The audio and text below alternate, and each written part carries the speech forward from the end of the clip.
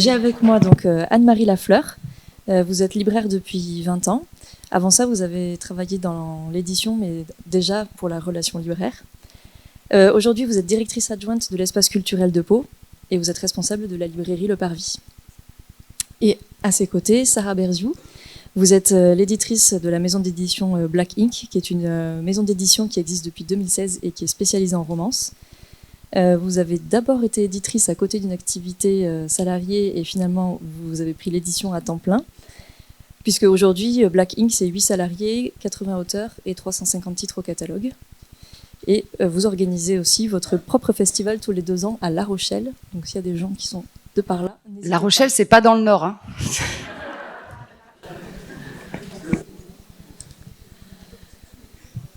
Alors du coup, je vais commencer avec vous, Sarah. Est-ce que vous voulez présenter un peu plus avant la maison d'édition, nous dire par exemple quelles sont les collections? Est-ce qu'il y en a une qui prédomine par rapport aux autres? Alors, contrairement à ce qu'on pourrait penser, Black Ink ne publie pas que de la dark romance, mais Black Ink publie de la dark romance depuis 10 ans. À chaque fois qu'il y a un titre qui ressort un peu, on a beaucoup parlé de Captive depuis ce matin, ça remet un petit peu la romance sur le devant de la scène. Mais en fait, elle a toujours existé. Moi, je lisais, ma grand-mère, elle lisait Nous deux. Donc, et puis on avait une fois par mois, il y avait un petit livre offert. Donc en fait, c'est simplement qu'il y a quelques années encore, on se cachait pour dire on se cachait. On disait pas qu'on lisait de la romance. Notre business était surtout un modèle économique sur le numérique. Et puis aujourd'hui, on assume. Alors effectivement, c'est essentiellement de la littérature écrite par les femmes pour les femmes, dans une grosse majorité. Et aujourd'hui, on n'a pas peur de dire qu'on lit de la romance. C'est marrant parce que vous avez ramené des ouvrages Black Ink. Donc, juste pour vous montrer comme ça a évolué, celui-là, par exemple, c'est un titre qu'on a sorti il y a bien 5-6 ans. La romance, avant, c'était ça. C'est-à-dire qu'on mettait un beau gosse. Alors, certaines maisons d'édition mettaient des torses aussi. On n'est pas trop allé sur les torses, mais on aimait bien les beaux gosses. Il y en a qui en mettent encore, ouais. Et du coup, le milieu, il a évolué et nous, on a évolué avec. Et aujourd'hui, la romance, ça va être... je vous en ai emmené plusieurs, mais pour vous montrer un petit peu comme ça évolue d'un point de vue graphique. Et puis, ça explique aussi peut-être l'attrait de ce jeune public dont on parle depuis ce matin, parce que c'est eux le centre du débat, et c'est un débat qu'on a nous-mêmes en tant que maison d'édition. Donc moi, j'y suis depuis 10 ans. J'écoute, j'observe. J'ai publié 350 livres. Aujourd'hui, on occupe une place importante dans le milieu et on voit cette évolution avec des titres, comme je disais, qui reviennent au goût du jour. La nouveauté, c'est qu'aujourd'hui, on passe les portes des librairies et merci. Ça a été compliqué. Moi, j'ai mis 8 ans avant d'être diffusée en librairie. Parce que je me souviens d'une visite, par exemple, dans la librairie Mola, pour ne citer qu'elle, à Bordeaux. Et quand j'ai dit « Bonjour, je suis éditrice de romans », je suis arrivée avec toute ma volonté et mon grand sourire. Celui-là ne m'a pas quittée et on m'a dit « La romance, voilà ». J'ai pas choisi. Ouais, mais je suis une femme de défi, donc ça doit être pour ça. Et aujourd'hui, je rentre dans une librairie et j'ai bien du mal à choisir un livre de romance parce qu'il y en a trop. Clairement, on est sur un marché, on va pas se mentir, qui est à saturation. Et la grande nouveauté, c'est grâce à cause, je sais pas, j'ai un avis assez tranché aux réseaux sociaux et notamment au fameux BookTok. On a un lectorat qui est très jeune et aujourd'hui, on a besoin de montrer son livre et de l'assumer. Donc l'objet doit être beau. Et le gros débat qu'on a, c'est quelle est notre part de responsabilité, nous, en tant qu'éditeurs, face à ce jeune public où j'ai un peu de mal à mettre dans les mains d'une jeune fille de 15 ans une dark romance. En tout cas, pas si elle n'est pas vraiment prévenue de là où elle met les pieds. Voilà. Vous anticipez un peu les questions d'après. Ah, pardon. Il n'y a pas de souci. Anne-Marie, est-ce que vous avez une idée de l'impact de la romance sur le chiffre d'affaires général de la librairie?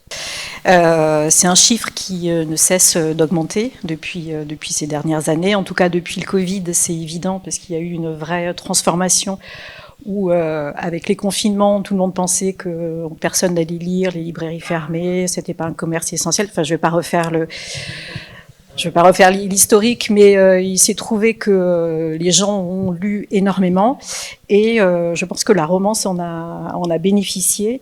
Immanquablement, nous en librairie aussi, le rayon a vraiment explosé. On l'a changé une première fois, on l'a étendu l'année dernière. En début 2024, et je pense que là on va encore lui donner plus de place parce que effectivement il est dans les rayons qui se vendent, enfin où il y a le plus de ventes sur le rayon littérature. Et physiquement, il a changé de place. Est-ce qu'il est passé, mettons, du fond de la librairie à l'avant? Non, pas du tout. Il a toujours été devant. Il est accolé. Enfin, il est dans le rayon littérature. Pour ceux qui connaissent l'espace culturel, quand on entre, on arrive dans tout l'espace littérature. Il est juste avant. Il était juste avant le rayon histoire. On a juste changé de ce qu'on appelle nous les gondoles et pour lui donner une table de présentation qu'il n'avait pas avant. Est-ce que vous connaissez chacune, pour vos structures respectives, les 5 meilleures ventes? Qu'on ait une idée, qu'est-ce qui parle le mieux? Alors oui, j'ai entendu parler ce matin d'Anatrice. Youhou, elle est auteure chez Black Ink Édition. Ouais, elle est chouette. Hein. Voilà, donc Anatrice, c'est une auteure alors qui effectivement a démarré sur Wattpad, mais qui nous a sollicité parce que pour la petite histoire, elle vit en région rochelaise.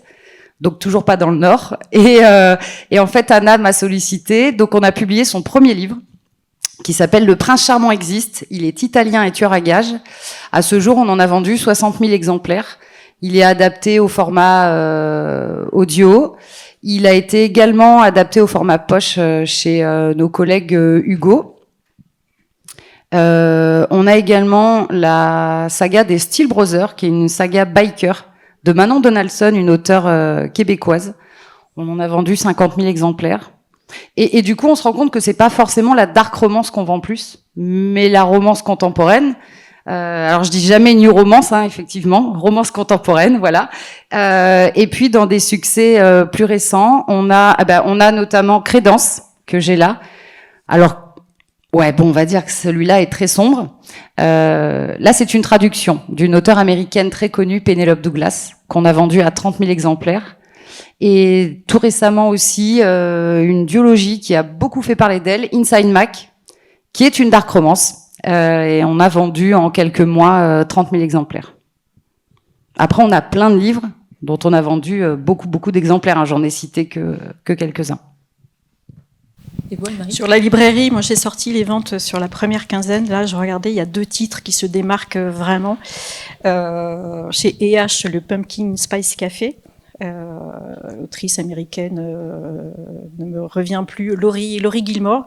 Il y a 2 tomes, il y aura 3 tomes. Le deuxième sort fin octobre, le troisième sort en novembre.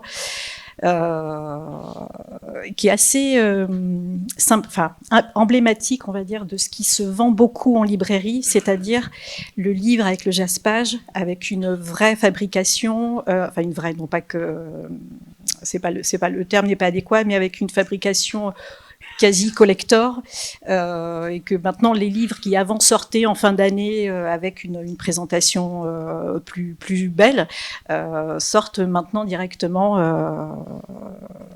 enfin voilà, dès le premier tirage. Et la deuxième meilleure vente, c'est le livre de Sophie Jomain qui est chez Charleston. Et le titre m'échappe aussi. J'ai ma fiche dans mon sac. Balmoral. Ça se passe à Bal. Non, c'est un autre. Non, calendrier de l'Avent, il est. Je me demande s'il n'est pas plutôt sur l'espace jeunesse. Mais ce sont les 2 titres qui vraiment se démarquent, avec bien sûr des poches, mais je vous en parle pas des titres de chez Hugo. Alors, vous avez parlé des collectors, on en a parlé aussi un petit peu tout à l'heure. Comment ça fonctionne en librairie? Est-ce que ça se vend mieux, moins bien?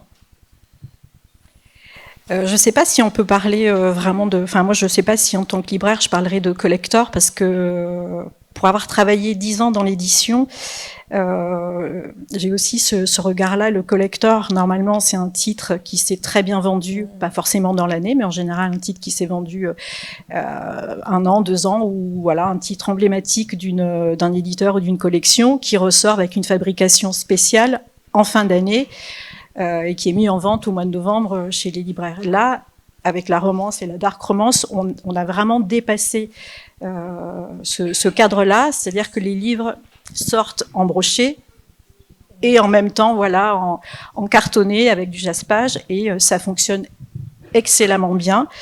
Nous, notre problème en tant que libraire, pourtant on a beaucoup de place, donc j'ose même pas imaginer les libraires qui ont moins de place, c'est effectivement le nombre d'exemplaires qu'on peut prendre et quel est celui qui va fonctionner ou pas. Tous ne fonctionnent pas, ne se vendent pas à 100 exemplaires au moment de la sortie, et c'est une vraie problématique, mais il y a de plus en plus de belles choses qui sont publiées. Oui, surtout quand, j'imagine, le brochet sort en même temps que...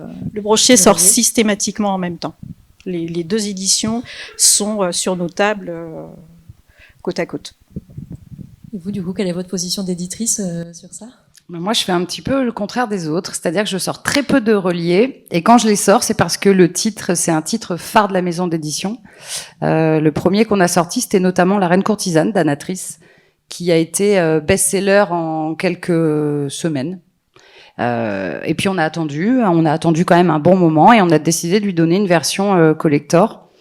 Et ça reste pour moi un tirage limité.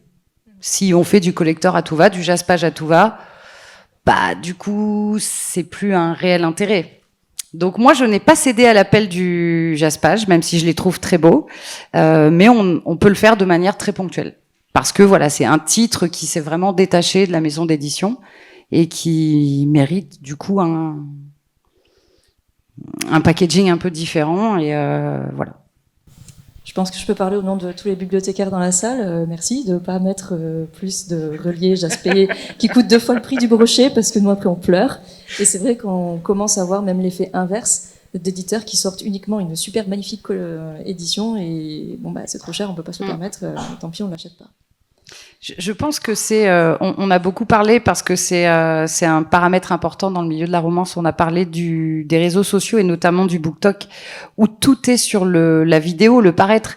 C'est pas très sympa de faire une vidéo où on montre sa liseuse avec l'image en noir et blanc. Et forcément, quand on montre une jolie bibliothèque avec plein de reliés collector, c'est peps, c'est joli. Évidemment que aujourd'hui, l'objet livre est devenu important. J'ai tendance à penser que tout ça est très cyclique, et qu'à un moment donné, ça va s'essouffler.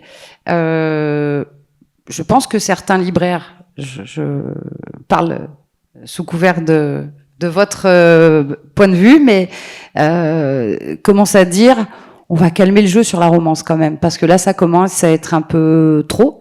C'est 150 sorties par semaine en rayon. C'est des livres qui n'ont plus le temps de vivre. Avant, un livre, on pouvait le défendre pendant plusieurs mois. Aujourd'hui, il sort un mois après. Ça, mais est-ce que je comprends? Enfin, vu le nombre de références que vous recevez. Exactement. Donc nous, on n'a même pas le temps de faire le boulot sur nos livres. On n'a pas le temps de les laisser vivre. Un auteur, il va mettre 1 an à écrire son livre, et moi, derrière, j'ai 1 an de boulot avant de le publier. Aujourd'hui, par exemple, Black Ink, son planning éditorial est plein jusqu'à fin 2027. Et je travaille actuellement sur des livres que je vais publier en 2027. Et je fais un pari, parce que si ça se trouve, je vais vous proposer un militaire à un moment, et ben ce sera plus la hype. Sauf que moi, je fais un pari sur l'auteur, sur la qualité de l'histoire, mais qui sera peut-être pas un pari économique forcément bon, mais c'est pas grave. Et aujourd'hui, on est vraiment sur une saturation hyper importante, voilà, du milieu, il faut se le dire. On en parle entre professionnels, on en parle avec les libraires, on en parle avec les diffuseurs, on en parle avec les auteurs, et je pense que ces jeunes lectrices qui aujourd'hui lisent, moi je dirais plutôt qu'elles consomment, elles surconsomment, hein. On a des lectrices, nous, qui lisent 4-5 livres par semaine. Je sais, enfin, ça n'a pas le temps d'être digéré. C'est un genre qui est, enfin, avec moi je les appelle des serial lectrices qui lisent énormément. Ça coûte beaucoup d'argent d'acheter les livres. Elles lisent énormément. Enfin, moi je suis épatée parce qu'elles lisent énormément en numérique, alors que on parle effectivement de perte de lecture et de problèmes de lecture chez les jeunes. Bon, elles lisent là, quoi. Mais c'est des personnes qui lisent énormément. Ah oui, c'est impressionnant. Et je pense qu'elles vont, après avoir fait une grosse consommation comme ça, elles vont avoir envie de lire autre chose. ou de lire de la romance avec où la romance n'est pas le seul arc. Il y a des genres de la romance où la romantaisie, c'est marrant parce qu'on a un public de romance qui s'est dit bon, je commence à avoir fait le tour. La fantaisie, ça me brancherait bien, mais j'ai un peu peur parce que le monde peut être complexe. Alors la romantaisie, c'est plutôt pas mal parce que ça fait une bonne façon de faire une passerelle. Nous, par exemple, on publie des romances thrillers où le thriller a une part très importante dans le livre.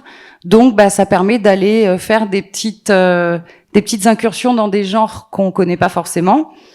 Et puis, elles vont avoir envie d'autre chose, forcément. Nous, notre lectorat, historiquement, chez Black Ink, la moyenne d'âge, c'est plutôt 30-40 ans. Jusqu'à il y a 2 ans à peu près, c'était notre lectorat. Et d'ailleurs, on avait plutôt dans nos romances des personnages qui avaient...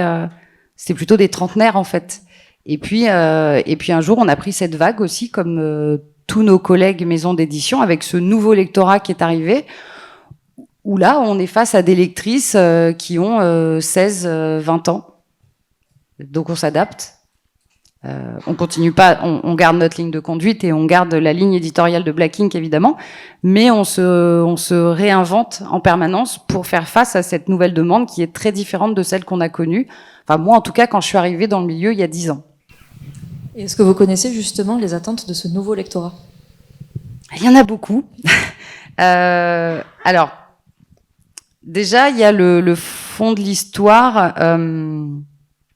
Elles sont en général plus en attente de personnages plus jeunes pour s'identifier quelque part, même si on est d'accord que par rapport à la dark romance, on veut s'identifier, mais dans une certaine limite. Hein.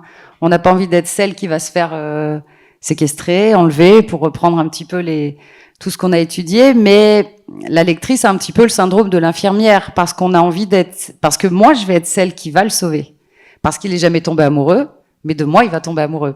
Donc il y a quand même une part, on se projette un peu, on s'identifie, mais on se protège, parce que je rejoins tout ce qu'on a dit, elles sont pas bêtes. Elles savent ce qu'elles lisent, elles savent que c'est pas la vraie vie, et en quoi c'est problématique de lire, d'avoir une part de fantasme sur quelque chose qui n'arriverait pas dans la vraie vie.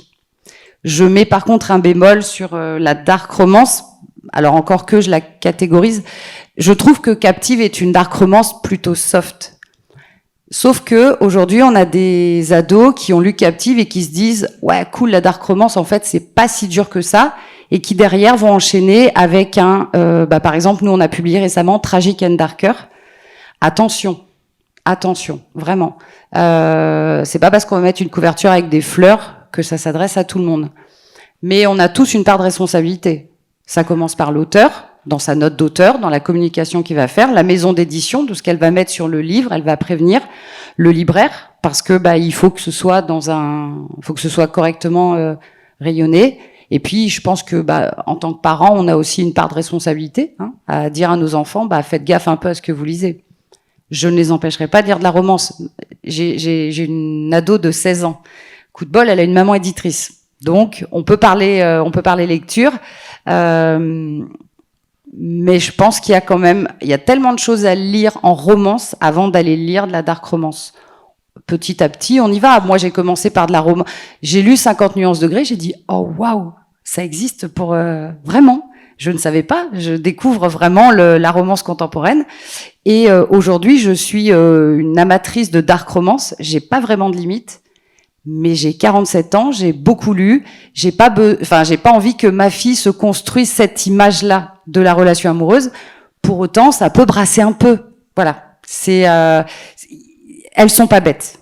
Elles savent faire vraiment le distinguo entre la réalité et la fiction. Et il faut pas diaboliser le genre, parce que on a été si longtemps considéré comme un sous-genre littéraire. Moi, je faisais des salons du livre, Paris.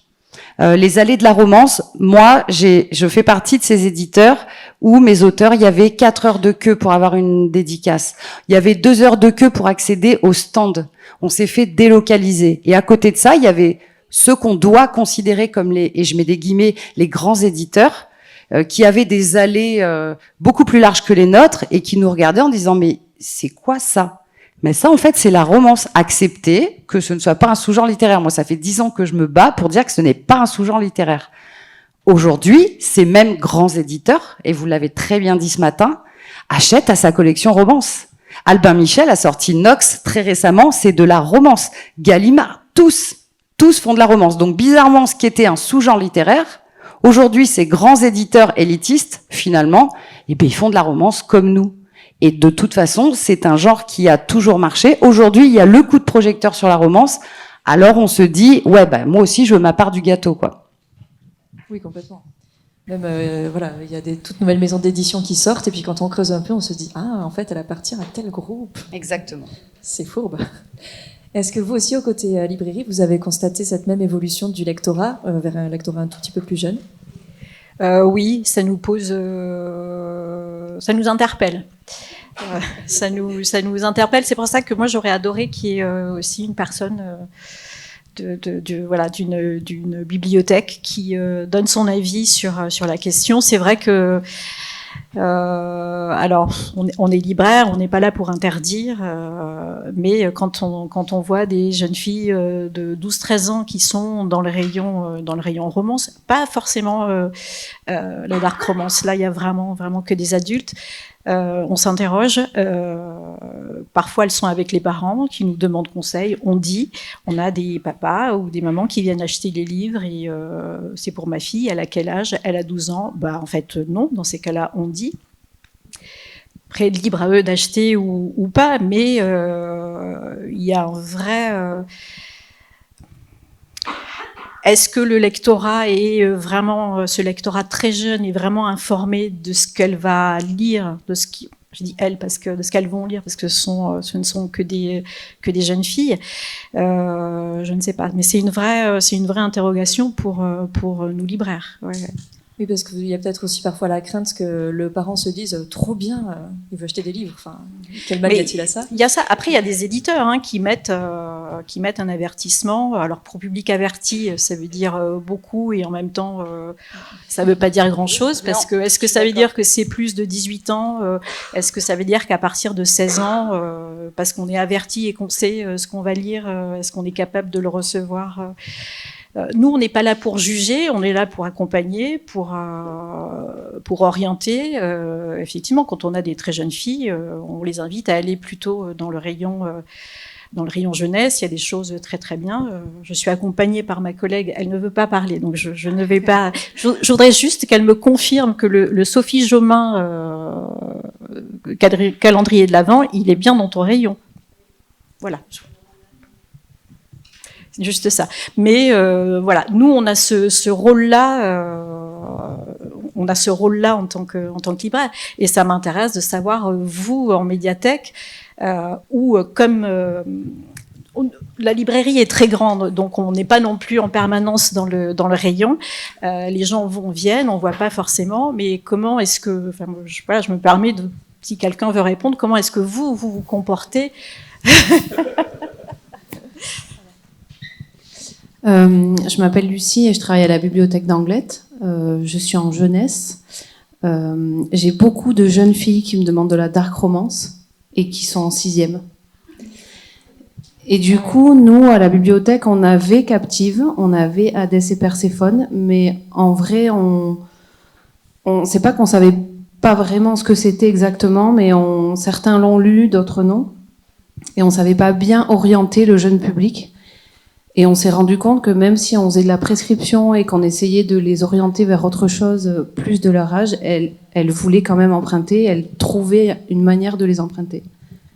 Oui, parce qu'il y a un phénomène, j'ai suivi une formation sur l'illettrisme et les difficultés d'accès à la lecture il y a très longtemps, et une formatrice a dit un truc hyper important, enfin qui moi m'a marqué, c'est hyper important d'adapter les œuvres que les jeunes lisent, parce que c'est pas parce que votre enfant il est 10 qu'il peut ne pas connaître Harry Potter.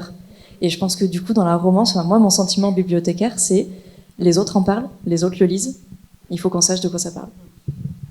Mais du coup, c'est d'autant plus difficile à accompagner, je suis d'accord avec vous. Mais c'est d'autant plus difficile qu'en plus, le paysage éditorial de la romance est tellement énorme que nous, si on n'en lit pas un tout petit peu, si on ne se tient pas au courant de ce qui sort, on va vite être dépassé et on sera plus dans le coup, entre guillemets, on pourra plus répondre aux besoins des lecteurs, des lectrices. Et au final, on sait pas vraiment quoi prendre, en fait. Il y a tellement de choses, il y a des choses très bien, il y a des choses moyennes, il y a des choses vraiment moins bien. Du coup, c'est bien ces journées-là pour quand même rencontrer les libraires, rencontrer les éditeurs et savoir vraiment ce qu'on peut prendre dans le fond, ce qui est bien pour eux ou pour elles quand elles veulent lire de la romance ou de la dark romance. Voilà. Je veux bien apporter ma petite touche. Donc, ce qu'on a fait à la bibliothèque, on a fait une réunion, on a demandé à notre collègue responsable des collections quelle était sa position. On a beaucoup discuté et on s'est rendu compte que finalement, la romance, c'était un genre sous-représenté dans notre bibliothèque. 90 000 documents. Et peut-être qu'on était passé à côté de ce genre qui est plébiscité. Et on est en train de rétropédaler pour offrir une offre beaucoup plus complexe, beaucoup plus intéressante. Et ça nous a bien fait bouger. On a eu des petits débats dans la bibliothèque. C'était intéressant aussi de confronter les points de vue. Et on espère que cette journée nous apporte aussi des pistes de réponse.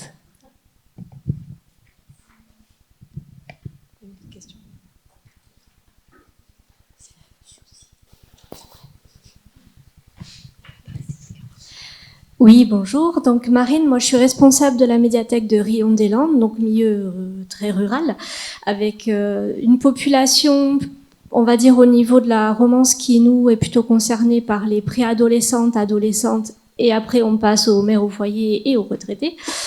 Et on a vraiment vu nous une évolution au niveau du Covid. On a eu une espèce de saut, vraiment on parle de fossé entre les deux périodes. On est passé de demandes sur des choses très mignonnes comme les cœurs sucrés et autres petites séries pour ados à maintenant pas encore de la dark romance, mais on est vraiment sur de la new romance, tout ce qui est new adulte. Et ce fossé-là, on l'a pas vu venir. On a vu nos ados grandir sans prévenir, elles auraient pu nous le dire quand même. Mais c'est surtout qu'on n'était pas préparé à ça au niveau du fond. On avait les extrêmes, donc les choses vraiment consacrées à la préadolescence. On avait à l'inverse les Françoise Bourdin et autres sentimentaux, voilà, pour une autre tranche d'âge. Et c'est vrai que vous parlez de l'évolution du lectorat. Pour nous, en tout cas, dans notre petite médiathèque, ça s'est fait de manière très brutale. Et je pense que les réseaux sociaux et tout ce qui a pu circuler, tout ce à quoi elles ont pu avoir accès pendant cette période Covid avec l'ouverture massive de Netflix et des autres plateformes de streaming et l'accès à la lecture numérique, ça a déverrouillé pas mal de choses et ça les a fait, au niveau littéraire en tout cas, grandir d'un seul coup. Je pense qu'en librairie aussi, il y a eu un changement aussi assez radical, je dirais pas brutal, mais qui s'est fait aussi d'un coup sur la romance. Oui, bonjour, moi aussi je suis bibliothécaire, donc j'ai déjà parlé ce matin. Et effectivement, on a vu aussi en bibliothèque ce fossé se créer, ou en tout cas cette appétence des ados pour tout ce genre de la romance. Donc nous, on s'est interrogé sur ce lectorat qui arrivait en bibliothèque et qu'on ne voyait pas jusqu'à présent. Je suis aussi dans un milieu rural, une petite bibliothèque, on a 1000 lecteurs. Et on s'est interrogé sur ces questions-là. Pourquoi les ados veulent lire ce type de littérature et comment on fait pour les accompagner? Parce que notre mission à nous, c'est pas de censurer, c'est pas de choisir ni de leur imposer des lectures, mais vraiment de les accompagner. Donc il y avait une demande au niveau de ces romances et notamment des dark romances. On a des lectrices qui nous en ont donné, donc on nous a donné Captive, on nous a donné beaucoup de romantaisie aussi. Et on s'est dit comment on s'empare de cette question-là. Donc nous, notre idée, ça a été d'accompagner ces lectures-là de documentation sur le consentement, sur la vie affective, et surtout d'en parler aux parents qui n'étaient pas informés sur ce que lisaient leurs enfants. Effectivement, les parents voyaient les enfants lire, donc c'est super, on lit des romans, on nous dit souvent que les ados ne lisent pas, mais c'est pas vrai, en fait, ils lisent, mais on ne sait pas ce qu'ils lisent. Donc on a travaillé main dans la main avec les ados et avec les parents pour essayer de comprendre toute cette question de la dark romance. Et Et on a essayé de mettre en place des choses, donc notamment ce rayon sexualité. Et là, aujourd'hui, on est en train de travailler sur la création d'un fonds adolescent, qu'on n'avait pas du tout. On avait beaucoup de collections jeunesse, beaucoup de collections adultes, mais effectivement, l'offre éditoriale aujourd'hui est axée en grande partie sur le public jeune adulte, donc 15-25. Et on avait des ouvrages de ce type-là en bibliothèque qu'on ne savait pas où ranger. Donc on essaye de créer un fonds adolescent dans lequel on va mettre de la romance, de la romantaisie, mais aussi de la littérature contemporaine, pas forcément sexuée, pas forcément traumatisante, mais en tout cas qui parle à ce jeune public-là. Et on en a profité pour se dire, peut-être qu'on va réussir à avoir des ados un peu plus en bibliothèque que ce qu'on a aujourd'hui. Et vous parliez d'un fonds dédié plutôt à l'éducation à la sexualité au sens très large. Est-ce que vous les avez placés côte à côte, ces deux fonds ? Alors oui, au début, on avait mis les romans dark romance dans le fonds sexualité pour essayer d'accompagner ces lectures. Aujourd'hui, dans notre réaménagement adolescence, ils ne seront plus tout à fait ensemble, mais ils seront en face. Donc on va avoir un coin romantaisie, un coin romance, un coin plutôt romance contemporaine et roman contemporain, et en face, de la documentation sur la sexualité, mais aussi sur le vivre ensemble. Je posais cette question de façon tout à fait pas innocente, puisque Chloé a publié un article sur l'ALCA où tu as interviewé des bibliothécaires qui ont fait ce choix-là et qui ont fait aussi le choix de distribuer le violentomètre dans les romans de dark romance. C'est vous, voilà.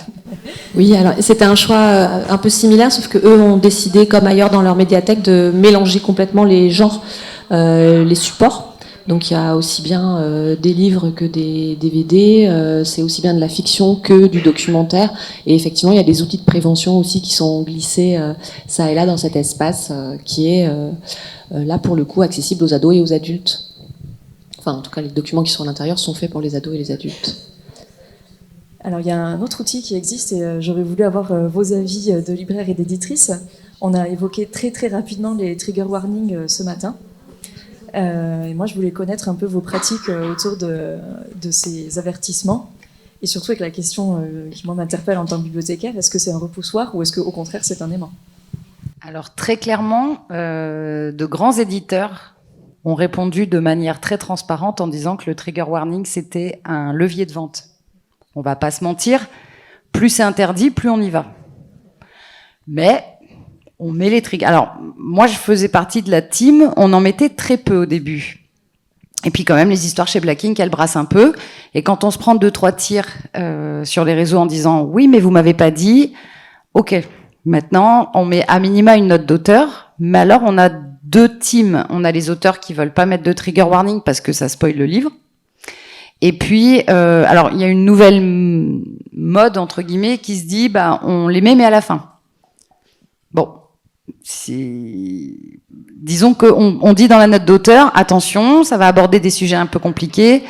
Si vous voulez vraiment savoir de quoi ça parle, vous allez voir à la fin. Mais c'est vrai que sinon, si on ouvre le livre, on a les yeux qui tombent tout de suite sur la page des trigger warnings. Voilà. Le problème du trigger warning, c'est qu'on nous demande de tout trigger warninger, je sais pas comment on dit. C'est-à-dire, moi, je peux vous certifier que j'ai eu des lectrices qui ont dit, vous nous avez pas mis un trigger warning pour dire que le héros, il fume. Il faut mettre un trigger warning tabagisme. Vous n'avez pas mis un trigger warning pour dire qu'elle avait vomi. Voilà, on en est là. C'est-à-dire, en fait, ça revient, tout ce qu'on dit, c'est toujours plus, toujours plus. Donc, sur une dark romance, oui, la politique, c'est on les met. Mais alors, pareil, j'ai eu une réflexion l'autre jour avec une libraire qui était hyper pertinente. On a sorti très récemment une dark romance qui vraiment pique. Vraiment, qui s'appelle Tragic and Darker. On a fait le choix, donc c'est marqué en gros réservé à un public extrêmement averti. On l'a mis sous blister, donc il arrive en librairie blisté. Et la libraire me dit ouais, sauf que les gens ils veulent le feuilleter. Donc moi je fais le tour des librairies, je vais sur Lyon il y a pas longtemps, je me dis tiens je vais aller voir si on trouve un peu de nos livres. Et là j'en vois une pile énorme, mais tous déblistés. Où s'arrête ma responsabilité? Et il était à côté de, par exemple, il pouvait être classé à côté de Coloc Café. Ça, c'est sympa, c'est rigolo, c'est une coloc. Bon, oui, c'est un peu sexy, mais il n'y a pas de drame. Et à côté, j'ai un livre qui va parler de viol, qui va parler de meurtre, qui va parler... Enfin, voilà, c'est compliqué. Et les trigger warnings, clairement, c'est un levier de vente. Mais posez la question à n'importe quel éditeur, s'il est franc et honnête, il va vous dire, ouais, le trigger warning, ça fait vendre. Donc, il est là, pas forcément pour les bonnes raisons. Voilà. Vous le constatez aussi en librairie ? Pas forcément. Nous, on a plutôt le regard, effectivement, on peut pas tout lire, mais on doit être capable de tout conseiller ou en tout cas d'orienter. Donc, effectivement, si entre guillemets, on nous aide et qu'on sait à peu près ce qu'il peut y avoir de choquant, et puis même, voilà, pour des parents qui achètent. Moi, je trouve ça. J'espère que c'est pas trop. Dans un monde idéal, on s'était fait une réflexion un jour j'ai été interviewée. On s'était dit que dans un monde idéal, tous les éditeurs de romances s'accorderaient à une nomenclature unique. Mais ça n'arrivera jamais. Mais ça pourrait être sympa, effectivement, que tous, on se dise, ben voilà, on détermine. Alors, effectivement, j'ai entendu ce matin, il y a les piments. Chez Hugo, c'est les silhouettes. Mais c'est un peu propre à la sensibilité de chacun aussi. Mais si on arrivait à s'accorder, et ça n'arrivera jamais, sur une nomenclature générale pour tout le monde, je trouve le principe plutôt bien. Les piments, moi, ça me va. Les silhouettes, ça me va aussi. Sauf que là où, par exemple, Hugo va considérer que ça, c'est un bouquin qui est plutôt dark et qu'un autre éditeur va considérer que c'est pas dark, on n'arrive déjà pas tout à fait à se mettre d'accord sur quel est le niveau de dark. On n'arrive déjà pas à se mettre d'accord sur la définition de la dark romance complètement. Parce que dark égale sombre. Moi, j'ai des romans, je vais vous dire, par exemple, En eau trouble, celui-là, c'est une romance sombre. Peut-être que certains vont considérer comme une dark romance. En fait, la limite est toujours très difficile à déterminer. Donc, on n'arrivera jamais à se mettre d'accord. Après, ça fait partie de notre boulot et de nos obligations de faire de la prévention. Quand on remplit les fiches auprès de notre diffuseur, qui va donc ensuite aller voir les librairies, on détaille, mais c'est impressionnant. On a une nomenclature qui est hyper détaillée. Si c'est moins de 18, on doit le mettre. Toutes les thématiques abordées, on doit les mettre. Nous, on donne cette information. Je ne sais pas comment elle arrive jusqu'à vous après. Elle arrive comme ça, effectivement, avec si la fiche nous est remise. Après, en tout cas pour nous, on prend le temps de regarder. Voilà. Mais vu le nombre de sorties, c'est aussi compliqué de faire son choix dans tout ça. Que tel livre. Voilà. Mais moi, je dis ça parce que, et on est bien d'accord, on parle de ces jeunes filles qui sont dans le rayon adulte. Voilà. Rebonjour. En fait, je me posais une question par rapport au CSA pour les films, du coup.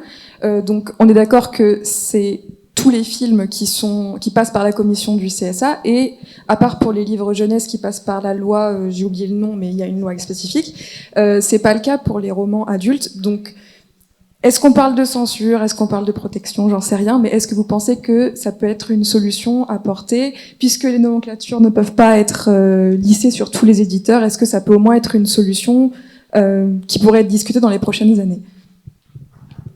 De faire passer en fait tous les romans à une sorte de commission, oui, y compris les romans adultes. Qu'en pensez-vous? Est-ce qu'elle va être discutée? Je suis pas convaincue. Est-ce que c'est la solution?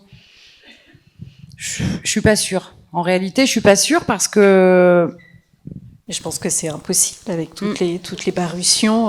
Il y a des milliers de livres qui sortent. Je pense que c'est matériellement impossible. Non, je sais pas ce que vous en pensez, mais non, oui, c'est ça. Et puis c'est hyper compliqué de les catégoriser en fait. En tout cas, dans la dark romance, et c'est le sujet qui nous intéresse quand même, dans la dark romance, c'est vraiment hyper compliqué parce que ça dépend de la sensibilité.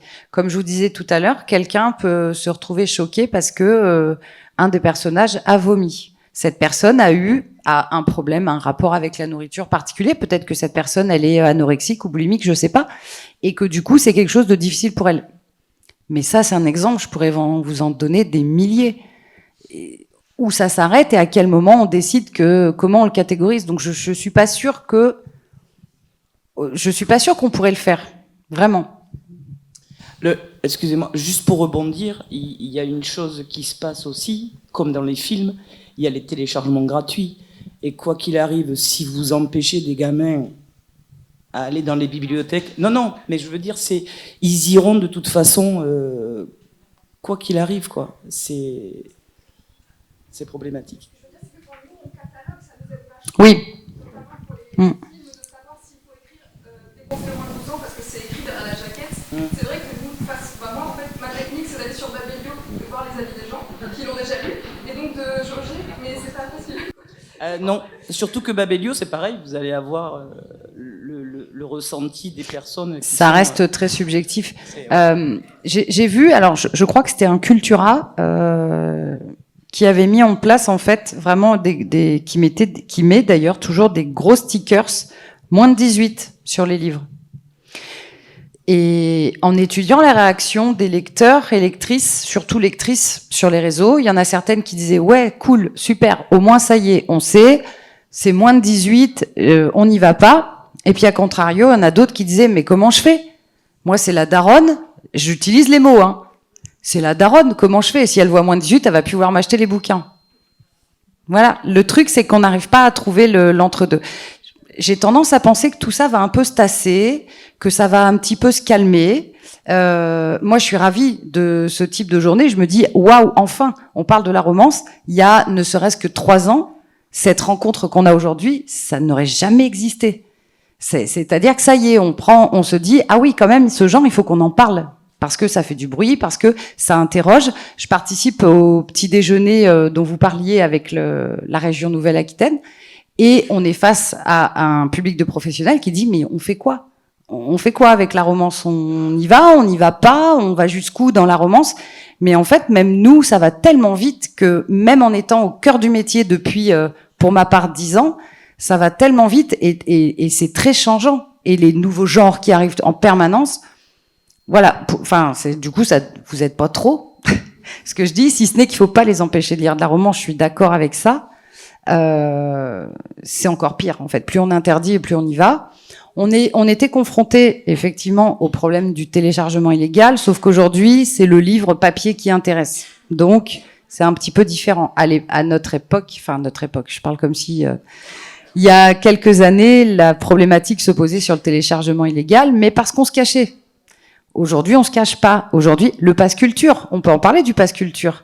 Notre diffuseur, il nous a expliqué que le pass culture passait en majorité, enfin, ça a mis un boom sur la romance, ça a fait une enveloppe énorme. Sauf que maintenant, il y a des titres, et la plupart des titres sont sortis, donc ne peuvent plus prendre les titres de romance et de dark romance avec le pass culture. C'est fait, ça y est. Oui, il y a des titres qui l'ont fait, pas tous, mais il y en a une grande partie qui ne sont plus éligibles. Et nous, en tant que libraire, on n'est pas autorisé à les ajouter, quoi. Bonjour. Donc, moi, je suis bibliothécaire aussi, et en fait, c'est vrai que j'ai des interrogations parce que, par exemple, mon rayon ado, il était déjà créé quand je suis arrivée, et il est plutôt fléché 12-18 ans, ce qui est très large en fait, pour un rayon ado. Et donc on me demande beaucoup de romances. Donc j'en prends parce que je trouve ça intéressant qu'ils en lisent, mais j'essaye d'essayer de prendre des choses assez soft parce que à partir de 12 ans. Mais le problème c'est qu'il y a des livres qu'on peut pas forcément feuilleter en librairie parce que les libraires ne les ont pas forcément. J'entends parler, on me dit c'est génial, il faut l'avoir. Et en fait le jour où on le reçoit, surprise, il y a des trigger warnings, mais ils sont à l'intérieur et j'ai pas pu le voir avant. Donc la question après, c'est qu'est-ce que j'en fais et voilà, comment en fait éviter ce genre de situation-là aussi et comment savoir en fait avant de les commander s'ils sont adaptés ou pas à ces âges-là, parce que c'est assez compliqué en fait de trouver. Enfin voilà, j'ai beau éplucher les forums, Babelio, tout ça, c'est pas toujours indiqué. Et je trouve que c'est un genre qui est à développer, mais c'est extrêmement dur en fait d'avoir des conseils dessus. Est-ce que parfois vous prenez contact avec les maisons d'édition ? Enfin, moi je sais qu'on est hyper disponible et qu'on a régulièrement alors ça peut être des libraires, ça peut être des bibliothécaires qui nous contactent pour dire voilà, on me demande tel ou tel ouvrage. Mon équipe et moi, on prend le temps d'échanger parce qu'on est des lecteurs et des passionnés avant tout, donc forcément on aime ça. Et peut-être que c'est une piste parmi tant d'autres. Mais il faut pas hésiter à aller vers les maisons d'édition aussi pour échanger un petit peu, parce qu'une couverture, elle peut être super peps, mais il peut y avoir beaucoup de scènes de sexe à l'intérieur, donc ça va pas forcément s'adapter à ce public-là. Chez nous, en tout cas, on est très ouvert à avoir ce type d'échange. Après, il y a des groupes de lecture, parce que effectivement, les sites type Babelio, Booknode, etc., bah, c'est avant tout des retours de lecteurs. Donc du coup, la sensibilité, c'est pas forcément objectif. Voilà, moi j'ai une des pistes. Ça peut être aussi de prendre contact directement avec les maisons d'édition. Chez Blacking, on répond en tout cas. On aime bien. Est-ce qu'il y a des bibliothécaires dans la salle qui ont une réponse à apporter? Oui. Allez-y. Merci. Je voulais juste demander tout simplement si, par exemple, sur votre site internet, les codes étaient indiqués, les fiches des livres que les libraires en fait reçoivent avec les pictogrammes, est-ce qu'on peut les voir sur le site? Et du coup, je me pose la question sur les autres éditeurs, peut-être que c'est le cas aussi, ça serait notre source de renseignement. C'est une excellente question. Et alors actuellement sur le site, mais ça fait partie des choses qu'on veut ajouter, parce que ce débat est quand même récurrent de à quel âge elles peuvent lire nos livres, etc. Aujourd'hui, c'est classé par genre, par auteur, par trope. Parce que bah oui, ils sont là, les fameux tropes dont on parle. Je pense qu'on n'a pas mis l'âge. Alors là, c'est pareil, 18, 16. On est obligé de les mettre l'âge quand on envoie pour les librairies, mais nous, sur le site, on le met pas. Ça fait partie des choses que nous, éditeurs, effectivement, on peut ajouter. Mais ça veut dire qu'on doit déterminer si c'est 16 ou si c'est 18. Parce que le 16-18, les diffuseurs, ils y tiennent. Hein. 16, ok, oui, 18, on n'y va pas. Hein. En fait, à 16 ans, entre 16 et 18, il ne présentera pas au même libraire. Ouais. C'est-à-dire que 16 ans, il va le présenter à la libraire, au libraire du rayon jeunesse. 18, il présentera au libraire du rayon adulte, du rayon littérature adulte. Donc c'est aussi pour ça qu'ils ont besoin de catégoriser l'âge des publications. En fait, sur TikTok, vous pouvez voir régulièrement les influenceuses, elles le disent clairement. Alors ça, pas en dessous de, voilà, pas en dessous de tel âge, t'y vas pas. Enfin, elles le disent. Et souvent, elles prennent leur rôle très au sérieux, en fait, un rôle un peu de maman, en disant ah non, mais alors là, ça, tu le lis pas en dessous de 15 ans. Et la jeune fille, oui, mais moi j'ai 14, je suis trop jeune. Elle dit oui, t'es trop jeune. T'attends un an avant de le lire. Et la jeune répond ouais, je vais le reposer. Donc en fait, allez voir un petit peu aussi sur TikTok. Alors je vais pas faire la promotion de TikTok, mais c'est là que tout se joue quand même. Donc là, en fait, souvent, elles disent, et puis elles voient large. Elles voient vraiment large. Quand elles pensent que à 15 ans, on peut pas lire ça, elles le disent clairement. Elles vont pas mégoter, elles voient super large. Et pour revenir à cette idée d'interprétation, le genre, ou les limites. Quand j'ai fait mon énorme enquête sur 50 Shades, en fait, le genre n'avait pas de nom. On l'appelait mommy porn. Et à la faveur d'une mauvaise traduction, c'est du porno pour momie, hein. Donc voilà, parce que voilà, momie, maman, Et en fait, j'avais demandé aux lectrices, 1600 lectrices qui m'avaient répondu. Lectrices, il y a 8 lecteurs sur les 1600. Si vous deviez donner un nom à ce genre, qu'est-ce que ce serait? C'est aller de Halo de Rose en passant par pornographique hard avec Martine découvre son corps au milieu, et puis policier parce que dans le troisième et thriller.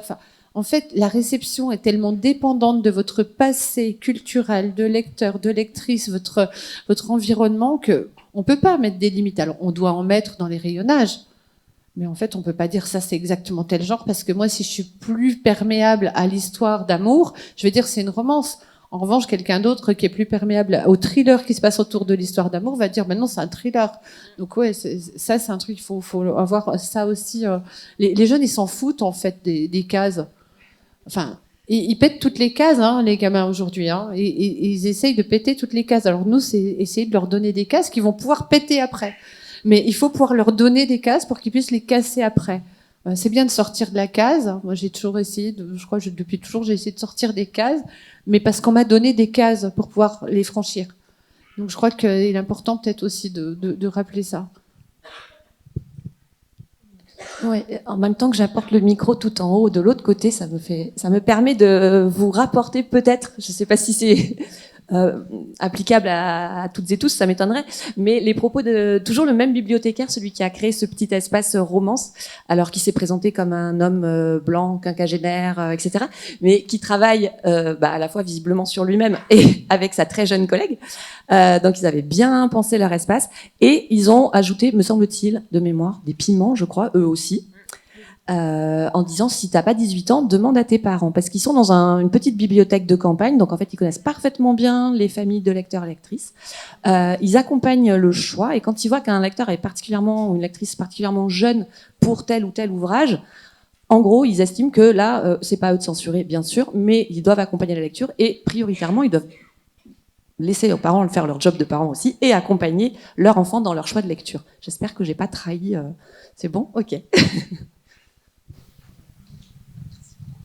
Oui, bonjour. Moi, je travaille à la médiathèque André Labarrère. Nous sommes plusieurs collègues, du coup, à travailler au niveau du secteur jeunesse, le secteur intermédio, ce qui ne veut rien dire, mais c'est le côté adolescent, et également du côté adulte. Du coup, ce qu'on a fait, nous, à la base, c'est que nous avions acheté, du coup, de la romance, effectivement, pour le côté adolescent. Et en fait, c'est effectivement révélé que les contenus n'étaient pas forcément super adaptés pour l'âge. Et nous, effectivement, la tranche d'âge va de 12 à 20 ans. Effectivement, le souhait est assez grand. Par contre, on a une chance, c'est qu'on a un secteur adulte. En fait, notre chargé de collection, qui est ici également à l'époque, a donc réuni les deux, on va dire les deux équipes en fait, et on a nourri, même chose, une réflexion, comme disaient les collègues. En fait, le fait de parler, le fait effectivement de savoir où est-ce qu'on va ranger les choses, ça c'est notre côté bibliothécaire. Et en fait, on s'est dit certaines collections qui n'étaient pas forcément adaptées pour les plus jeunes, et bien en fait, on les met en secteur adulte. Et les enfants, c'est-à-dire les adolescents qui ont entre 16 et 18 ans, sont amenés à devenir des adultes, donc qui montent à l'étage où il y a des collections adultes. En fait, ça nous a paru assez intelligent. Alors, je ne sais pas dans quelle mesure, mais au moins les documents sont à l'intérieur de nos locaux. Nous, ça nous permet effectivement de faire une médiation qui est à s'adapter auprès des adolescents, respecter également le côté des parents qui seraient peut-être en plan vigie un petit peu sur les lectures de leurs enfants. Par contre, les gamines qui ont entre 16, 18 ou même les garçons peuvent avoir accès à ces contenus, sans forcément avoir de censure. Et je rebondis également sur le côté, effectivement, la censure, le moins de 18, nous l'avons eu sur un roman. Alors,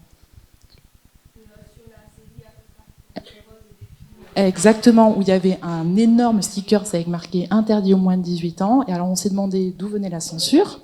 Exactement, oui, pardon. On s'est demandé d'où venait la censure, exactement. Quel était le comité d'éthique qui avait décidé ça? Non, en fin de compte, c'était juste un argumentaire de vente. Bravo. Je ne sais pas si on a entendu, c'était le dernier tome d'Akota, alors que le premier était paru en jeunesse. Moi, je découvre un petit peu, peut-être comme certains, la romance, la dark romance. Et en fait, tout à l'heure, il y a une bibliothécaire qui disait, je crois que, notamment depuis le Covid, les goûts des jeunes avaient évolué. Et est-ce que c'est pas parce, je me demande si c'est pas parce qu'ils sont confrontés à des choses souvent entre guillemets trash sur les réseaux sociaux, qu'ils vont aller plus vers ce type de littérature plus peut-être subversive, violente, je sais pas. C'est une question. Voilà. Qu'est-ce que vous en pensez? Non, moi je crois pas. Je crois qu'il y a eu. Je crois pas. Je sais pas. J'ai pas forcément d'avis. Je pense que même à mon époque, au siècle dernier, comme les enfants aiment bien me le rappeler. Il y avait aussi des choses difficiles. Je pense qu'il y a eu le pass culture a beaucoup aidé à ce que les ados et les jeunes adultes, en tout cas de 18 ans, soient autonomes pour aller choisir des livres et ne passent plus par papa ou maman pour aller. Ça a démocratisé. Est-ce que c'est le bon terme? Je sais pas, mais en tout cas, leur accès à la culture et leur comment dire, le fait d'aller pousser les portes de librairie. Je suis arrivée moi en 2023 à l'espace culturel et les 10 années auparavant, donc j'étais relation libraire chez 2 éditeurs différents. Je sillonnais la France avec les auteurs et j'allais. La mission principale de mon boulot, c'était d'aller en librairie, de parler des maisons d'édition. Et avec le pass culture, il y a eu un vrai. Les libraires étaient vraiment unanimes pour dire qu'ils voyaient des jeunes qu'ils ne voyaient jamais avant. Alors du coup, moi je suis bibliothécaire et je travaille beaucoup avec les ados parce que j'ai créé une bulle de discussion avec eux et on discute beaucoup. Et alors moi-même, je suis une grande lectrice de romans. J'ai même commencé assez jeune, adolescente, en lisant Les Arlequins de ma mère. Donc c'est pour dire à quel point j'en lis depuis longtemps. Et c'est vrai que moi j'ai toujours été très déçue. Moi je suis une grosse lectrice, je lis vraiment de tout. Et je n'ai jamais trouvé de romance en bibliothèque pendant très longtemps. Donc j'étais très déçue. Alors heureusement, il y avait d'autres thèmes qui m'intéressaient, donc je trouvais quand même mon bonheur en bibliothèque. Mais ça a été vraiment une frustration que j'ai gardée très longtemps. Ce qui fait que quand j'ai été bibliothécaire, je voulais vraiment que les choses changent. Et donc j'ai créé un fonds romance en accord avec les ados. Alors le problème de l'âge se pose énormément. Il faut savoir que l'âge n'est qu'un chiffre. Pour vraiment définir en fait ce que vos ados ont besoin, c'est vraiment de discuter avec eux. Vraiment, les groupes de discussion, vous prenez 2-3 filles, 2-3 lectrices, même des garçons, parce que j'ai des garçons dans mes groupes de lecteurs, et vous discutez avec eux, et c'est hyper intéressant. Et en fait, le côté trash qu'on peut avoir peur dans la dark, pour eux, c'est un moyen de se rassurer en disant « Ben, moi, mon héros, il vit ça. Ben, moi, au moins, je me dis ce que je vis aujourd'hui, ça va. C'est relativement, voilà. Je me dis, ça va, voilà, c'est de la fiction. En plus, je sais faire, voilà. Je dis, moi-même, je le dis souvent à mes collègues. Je dis, c'est pas parce que dans un livre, je vais adorer la scène où il me plaque contre un mur et il m'embrasse de force, que dans la vraie vie, je vais pas faire une crise d'angoisse le jour où ça m'arrivera. Clairement pas. Et je ne rêverai jamais que ça m'arrive dans la vraie vie. Donc, ils savent faire la différence. Et la plupart des lecteurs ou lectrices romances qui peuvent, je pense, se trouver et confirmer, on sait faire la part des choses entre vraiment ce qui se passe. Je lis beaucoup de choses, je lis énormément de thrillers. Je ne sais pas si vous connaissez Karine Guébel, par exemple, qui écrit torture sur torture, et pourtant c'est la reine du thriller français. Donc, et qui est très bien lu. Donc voilà, il faut aussi faire la part des choses. Certes, ils sont de plus en plus jeunes, mais si on discute avec eux, ils savent vraiment ce qu'ils veulent. Alors il y en a qui est très jeune qui se dit « j'ai entendu parler de ça, est-ce que moi je peux le lire ?» Si vous discutez avec eux et que vous vous rendez compte très vite que c'est pas pour eux. Très vite, passe sur ça, apprends déjà à connaître tes limites avant d'attaquer avec ça. Il y a que ça, la discussion. Vraiment, ce que je peux conseiller, en fait, c'est vraiment ça. C'est vrai que parfois, ils veulent aller trop vite. Mais ça va bien avec la société dans laquelle on vit actuellement. La lecture, c'est un exemple, mais on pourrait dupliquer ça sur tellement de choses à côté. Ils veulent aller vite, vite, vite. Ils veulent en lire beaucoup. Ils veulent passer les étapes. Les réseaux sociaux, forcément, influencent. Julie parlait du système de rémunération des vues. On parle d'un livre qui a fait un scandale. Et ben, plus on va en parler, plus on va potentiellement avoir des vues, et c'est un cercle vicieux. Mais je pense qu'ils sont quand même en capacité de choisir ce qu'ils peuvent lire ou pas. Et effectivement, discuter avec eux, ça m'apparaît être la meilleure chose. Et de toute façon, la romance, ça continuera. Aujourd'hui, la question qu'on se pose, c'est est-ce qu'on en met dans les bibliothèques? Est-ce qu'on en met dans les médiathèques? Oui. Pourquoi on n'en mettrait pas? Clairement, pourquoi on n'en mettrait pas? On met bien des thrillers. Et les lecteurs de thrillers, que je sache, ils finissent pas tous comme des tueurs en série. Donc, c'est pas parce qu'on va lire une romance qu'on va finir comme un personnage de romance non plus. Je rebondis vite fait sur ce que tu dis. En fait, j'ai toujours été fan de tueurs en série. Alors, j'ai pas fini tueuse en série, mais j'allais beaucoup. Non, mais elle écrit des romances. Du coup. Ouais. Mais j'allais beaucoup voir ma bibliothécaire et etc. Et je prenais des bouquins sur les tueurs en série, les reportages et tout ce qui va avec. Et il y a absolument aucun triangle warning, quoi. Je veux dire, soit on le fait pour tout, ou alors même les journaux télévisés. Il va falloir, dans pas longtemps, il va pas falloir tarder, hein. Il va falloir clôturer bientôt cette table ronde, donc je propose une dernière question peut-être, et puis après le dernier mot pour vous. Est-ce que moi je peux poser une question? J'aimerais vous poser une question. Vous avez dit effectivement qu'avant en bibliothèque, pardon, j'ai pas retenu votre prénom. Valérie, pardon. Vous avez dit une chose qui, pour moi, est très intéressante. Vous avez dit que jusqu'à il y a quelques années, il n'y avait pas de romance en bibliothèque. Donc, je me permets cette question. Est-ce que vous pensez que c'est parce que vous allez majoritairement en librairie indépendante qui est un genre qui est assez peu représenté parce que les tables ne sont pas extensibles et il n'y a pas forcément la place pour tout, ou pas du tout. Voilà, monsieur. Alors, juste à noter là-dessus, parce que la réponse va m'intéresser aussi, mais juste à noter qu'au niveau des librairies, aujourd'hui, il y a plein de librairies spécialisées, romance. Oui, mais il y en a, enfin, dans le maillage des 3000 libraires indépendants. C'est pas faux. Mais il s'en ouvre quand même une par semaine. Qui s'est ouverte, voilà. là, il y a quelques mois. Et c'est très, très bien. Et c'est très bien parce qu'elles apportent un vrai conseil. Et les lectrices qui passent la porte de la librairie spécialisée ont pas la sensation d'être jugées parce qu'elles vont acheter une romance. Après, là encore, on va arriver sur une il va y en avoir tout le temps. J'habite à La Rochelle, on est déjà à 2 et peut-être 3. Pour une ville comme La Rochelle, c'est totalement délirant.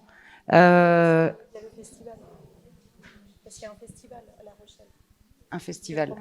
Le mien ? Oui. On inspire des carrières, du coup. Est-ce que quelqu'un souhaite répondre ou a un élément supplémentaire à apporter ? On peut prendre une dernière intervention.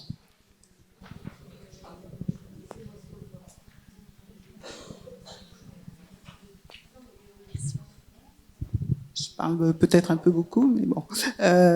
En fait, je pense que c'est parce que pourquoi il n'y en avait pas avant dans les médiathèques, c'est parce que c'était considéré comme un sous-genre, c'est tout. Donc, on n'avait pas spécialement envie d'avoir des romans harlequins et des romans, voilà. Mais comme ça a changé et que la société a changé. La preuve, c'est que si on est aussi nombreuses, et c'est que justement, on a envie de ne plus considérer ça comme un sous-genre et comme un genre particulier et qui nous intéresse en fait.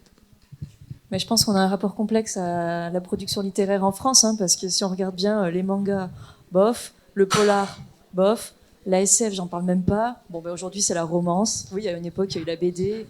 Voilà, je pense qu'on a un rapport à travailler. Ça changera parce que quand on voit aujourd'hui, quand on cite Léo de Hurlevent, par exemple, comme des classiques, comment ces livres ont été considérés à l'époque ? Allez, on prend la dernière intervention de la salle. Et moi, je voudrais parler au nom des CDI. On a parlé des librairies, des bibliothèques, mais on a été très silencieux, les documentalistes, les professeurs documentalistes. On est là. On est certains d'entre nous. Levez la main, ceux qui sont là. Documentalistes. Ah. Et alors là, je parle en mon nom, pas au nom de tout le monde, mais ce matin, je suis sortie de l'intervention en me disant waouh, ça rebooste et ça me donne un regard totalement différent de ce que je croyais en arrivant. Et je suis pas plus avancée parce qu'en fait, nous, on doit convaincre, pas contrer, mais convaincre les chefs d'établissement et les parents. Et en plus, on a deux milieux dans l'enseignement. Il y a l'enseignement public et l'enseignement privé catholique.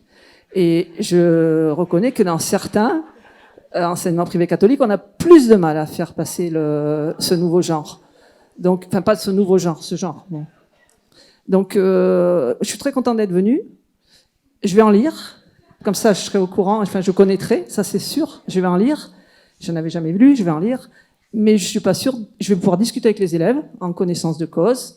Je vais peut-être avoir des petites conversations utiles avec elles. Je vais faire apporter ma petite contribution comme ça. Mais ça m'étonnerait que ça dépasse le stade de la discussion avec les élèves. Mais au moins, il y aura eu un échange avec les élèves. Ça veut dire que c'est pas fermé. Et ça, c'est chouette. Enseignement catholique. Moi, j'ai fait des interventions en lycée privé et en lycée catholique, ça marche. Après, il faut ouvrir les portes, accepter. Enfin, moi, je sais que j'adore faire ça, pouvoir aller échanger avec les élèves, surtout dans cette tranche d'âge où je trouve que c'est hyper intéressant. On arrive, on dit, je vends de la romance. Alors là, ils sont super, c'est vachement sympa. À la place du cours de français, on a une éditrice qui vient présenter des livres de romance. Clairement, elles adorent ça. Mais c'est pas juste, on montre des livres. Mais moi, ce qui m'intéresse, c'est un peu leur ressenti, comment elles vivent ça, et si ça peut être pour certains, ça peut être difficile à lire. Donc déjà, si vous avez un début de dialogue avec les élèves, je trouve ça génial. Et si après, vous avez la chance ou la possibilité de solliciter des personnes extérieures qui viennent intervenir, moi, je trouve que c'est la meilleure solution. Et plus on va en parler, et plus on va ajouter des acteurs dans le rouage, et forcément, ça va faire quelque chose.